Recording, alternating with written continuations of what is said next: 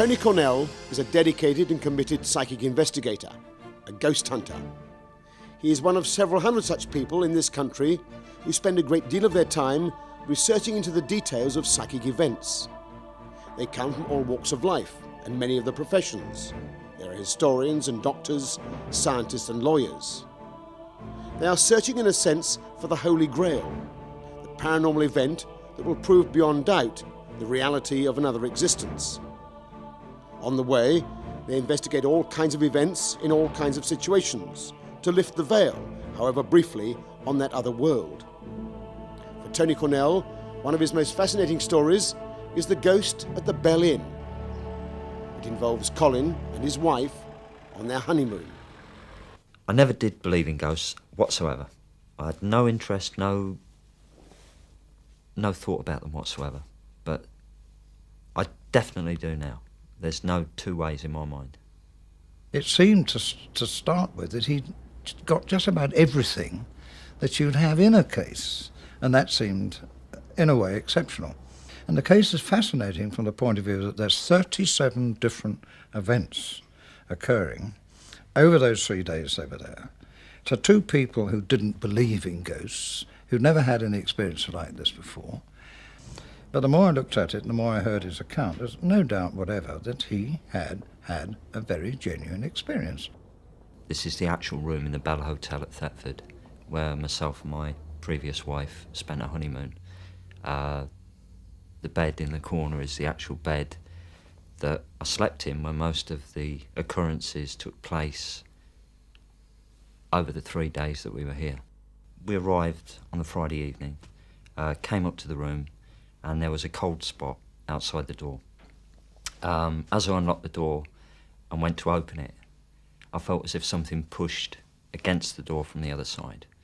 Didn't really take much notice of it, just thought perhaps, oh, it's an old door, what have you. Came into the room, got changed, went down for dinner, came back up, same thing again. Cold spot outside the door, door hard to open, came in, went to bed. We both heard footsteps outside the door, in the corridor, going up and down, up and down. Then they were inside the room, as if somebody was sort of pacing across the floor. There was a glow appeared in the corner of the mural, which we both saw. And I sort of just dropped off to sleep. I even thought perhaps it was a reflection from something. Around about 3 to 4 in the morning, I woke up and a young girl stood in the middle of the room. For a start, I thought it was somebody who shouldn't have been in the room, or a maid or whatever. She walked across the room and vanished near the window. She was not transparent, as if the ghost in a storybook where they come in and you can see the fireplace behind them. She was solid, so real and so lifelike that you actually mistook her for a real person. The Bell Inn goes back a long way, around 300 years, and it's linked with all kinds of stories. Both guests and staff have had many unexplained experiences here. But undoubtedly, one of the most persistent stories concerns the ghostly woman in room number 10. In fact, she's known to the staff as Betty. I've seen something in both rooms 8 and room 6, and both times the experiences were very similar.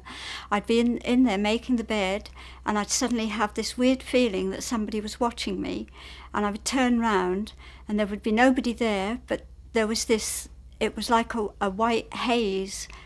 It wasn't menacing or frightening or anything, it was just there, and it just sort of floated past me and went through the wall. And that happened in both those rooms. My first experience of seeing the ghost in room 10 was when I was in there making the bed with one of the other girls, and we were having a bit of a laugh and joke, and we asked Betty if she'd been a good girl and whether she'd let our guests get a good night's sleep.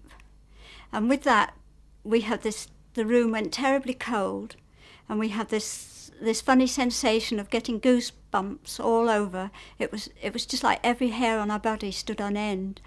We sort of both looked at each other and both ran out of the room. On the second night of the honeymoon, the ghost of the young girl came again.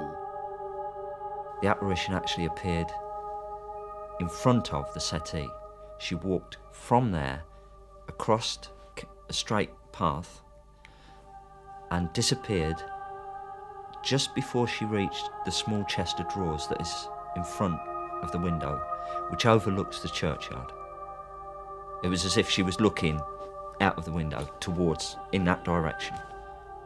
She was 12 to 13 years of age, fair hair, long white gown, garland around her head, puffed out sleeves. She was almost self-illuminating. Even though it was dark in the room, you could see her clearly. That morning I was taken downstairs by the manager. I think it was the assistant manager. And he showed me a portrait which hangs downstairs. And I was slightly taken aback. The actual portrait from the nose upwards was an older version of the girl's face who was actually in the room the previous night. Betty is Betty Radcliffe. She was the wife of an owner of the Bell Inn and eventually inherited the inn herself. She died in 1829. There is a legend of a tragic affair with one of the servants of the inn that led to her death. But Tony Cornell is loath to accept a story for which he can find no historical verification. Many of the stories that we do investigate have suffered from embellishment and adding and whatnot. It seems in some ways, I think, that we humans like a mystery. And having found a good mystery, we can't leave it alone, we add to it. But I don't think that applies in the case that we're dealing with at the moment. On the third night, Colin did his best to keep awake. He wasn't frightened, but he was deeply intrigued by what was going on. I lay on the bed, the other way around to how you normally would. I'd got my head on my hands watching the television, and I heard a tapping noise. It was as if the noise that a radiator makes when it's got an airlock, like a constant tap. I looked across to the wardrobe, and the actual handle was moving up and down on its own. It was actually tapping against the wardrobe. I then looked back to the television, and the television picture was flickering. I thought for a minute perhaps it was just interference, something like that, and then I looked down behind at an angle, and you could actually see the wire, the actual aerial lead, being moved in a whipping fashion, as if somebody got hold of the end and whipped. My ex-wife was not too happy at this point. She was getting rather worried about the whole thing. On previous nights, I'd slept on the right-hand side of the bed, nearest the wall. This last night, I slept on the left-hand side of the bed, and the lamp was left on. Again, during the night, there was the running up and down the hall. There was the footsteps inside the room, and the glowing light seemed this time to appear on the other side of the mural. During the night, the footsteps again in the room, and it was just about daylight. It was getting daylight, and I was laying asleep in bed. I woke up, and the girl was sitting on the edge of the bed, literally at my feet. But she wasn't looking away, she was actually looking at me. She slowly got up, and all the time she was looking at me as she went around the bed. So she kept her focus on me as she got up, went round the bed, and she walked slowly towards the window. And it was actually a physical feeling, because the bed lifted. As she got off the bed, you could feel the mattress rise. She actually turned, walked towards the window, and disappeared again. The professional ghost hunters see their main role as being to dig out the truth about a story, to separate fact from imagination, legend from historical accuracy. What, for example, is there in the historical record to establish some kind of verification? How reliable are the witnesses? My view and my attitude is that I think it's one of the most important cases that we've had from the point of view of truth and actual phenomena for quite a number of years. Because the fact that we got into the investigation so early, the questions I put to Colin, they all tie up, it all comes up as truth. He doesn't slip anywhere. And particularly as he's a man who knew nothing about it, neither did his wife, weren't interested in the subject, thought it was all junk. What they come out with are the genuine facts that you find in a real, live, dead, if you like, ghost story. What do you do if you have a ghostly experience? It's not an easy question to answer. You may believe it will never confront you. But from our researches up and down the country, it's a question that many more people than you would expect are faced with. And people react in very different ways. Some, for example, just refuse to talk about it. Some turn to their doctor, others to a priest. But eventually, many of them end up talking to a professional ghost hunter. That was the case with our second story, which comes from Paisley in Scotland. A series of unexplained events in, of all places, the art department of the local college. It was in early February, in afternoon, somewhere between 4 and 5 in the afternoon, when I had been working down here in the pottery. I'd been throwing and dressing a big pot on the wheel, and my workshop steward, Peter, was with me. Now, to enable us to have peace to work on this, because it was quite a delicate job, and being a quiet afternoon, we locked the outer doors, and the classroom door in the glazing room was also locked, so that everything was absolutely locked fast. I had just finished a particularly delicate section of the pot when, much to our surprise, we heard the door open. First we heard the key turn in the lock, and then the door opened and shut. And then the sound of a heavy foot on the stone step. This then changed onto the sound of the heavy feet walking on the wooden floor. Heavy treads, somewhere about 10 in all. Not forgetting, actually, that the room had been locked, I said to Peter, check, see what that is.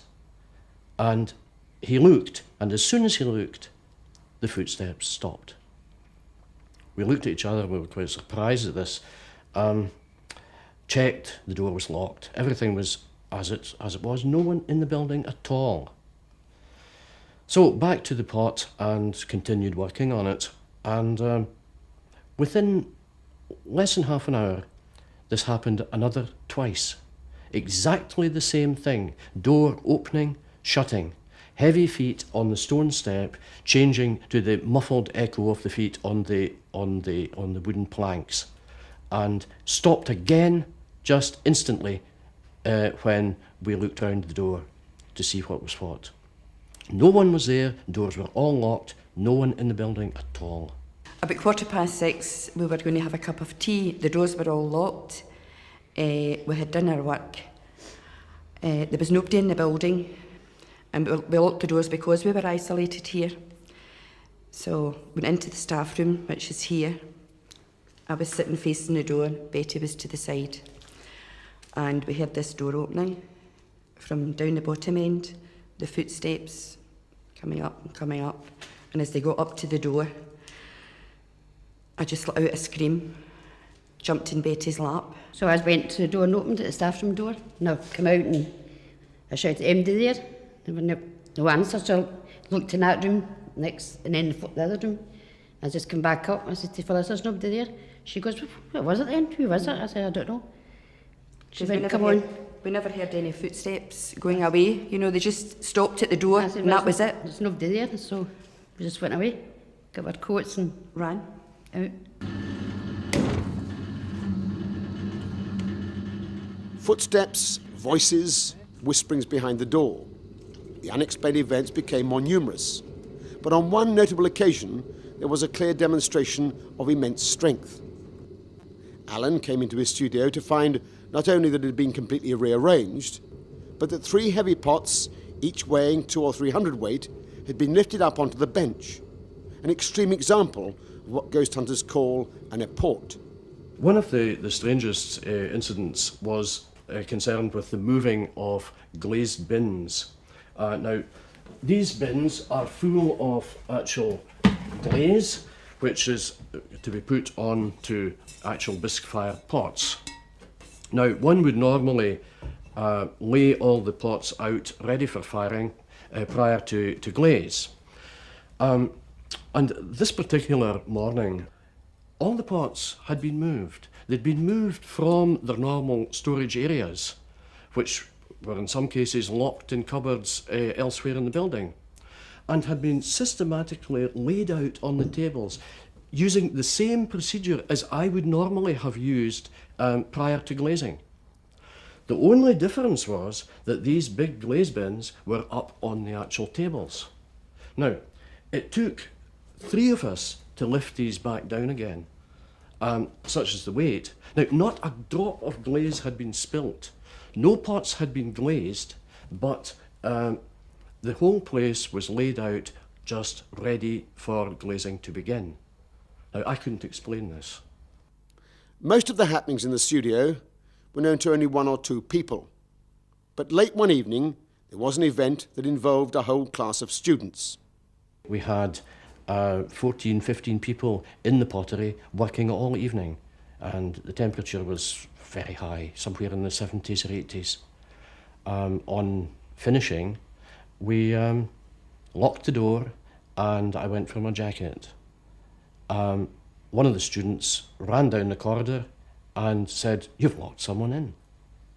I said, "It can't be. It's a Yale lock. People don't, you can open it from the inside." And the door was vibrating violently. Again and again and again.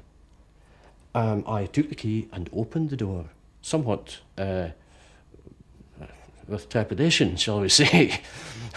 And I was met by a rush of icy, cold air.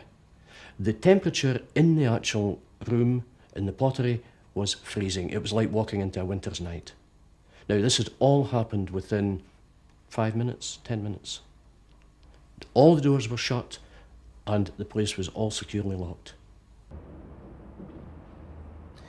Eventually, the story reached the ears of a local paranormal investigator, Trish Robertson. It's undoubtable that in this particular college the sound phenomena is absolutely amazing.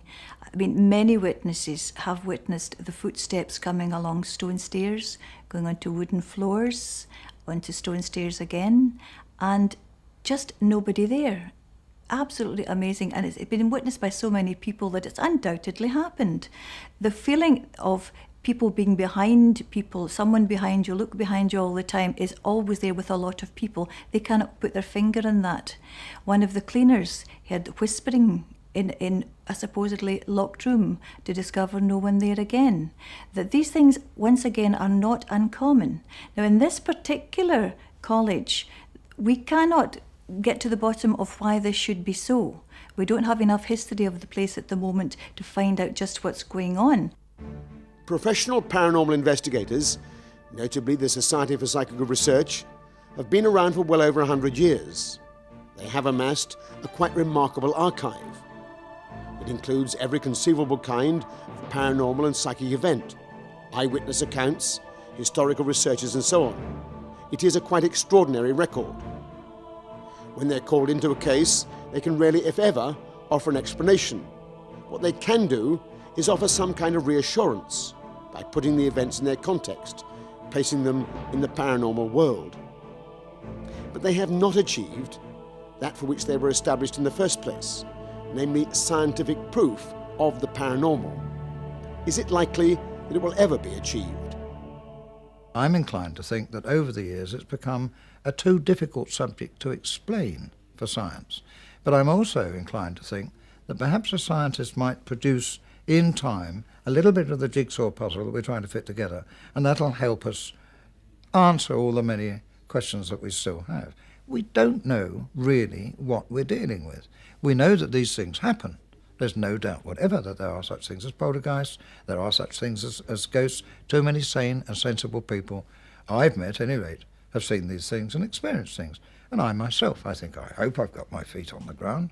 I've seen 7 very violent poltergeist cases. Now, if these things are happening, science has got to come up with an answer. I think personally that there's great danger in imagining that we're always progressing. Sometimes we can learn more if we look back across the centuries and find what people were saying or doing then than looking forward into the future. And also by looking at other cultures and seeing how they react, we can learn more than by looking at our own culture. My own hope would be that science would be able to understand this, and my own prediction would be that in fact we would see that mind and brain are not the same, and that the non-locality theory, which is now achieving quite a lot of attention among scientists, and that is that the mind is separate from brain but is normally operating through it, that this would perhaps be established within science, and that we would find that it is indeed direct contact between mind and mind that allows for these phenomena like telepathy to actually happen. The whole body of the psychic phenomenon is an indication that there are, to quote one of the communicators, there are seas to be explored, and we've only been on the shore of that ocean, and the whole sea of truth is before us, and we deny it, we ignore it at our peril, because, quite frankly, unless we understand human personality and what it is all about, we're going to go into the 21st century, and this human situation is going to be immeasurably worse than it is today. But if we can understand human personality and the drives that come to it and what makes it tick, then hopefully the 21st century will be immeasurably better.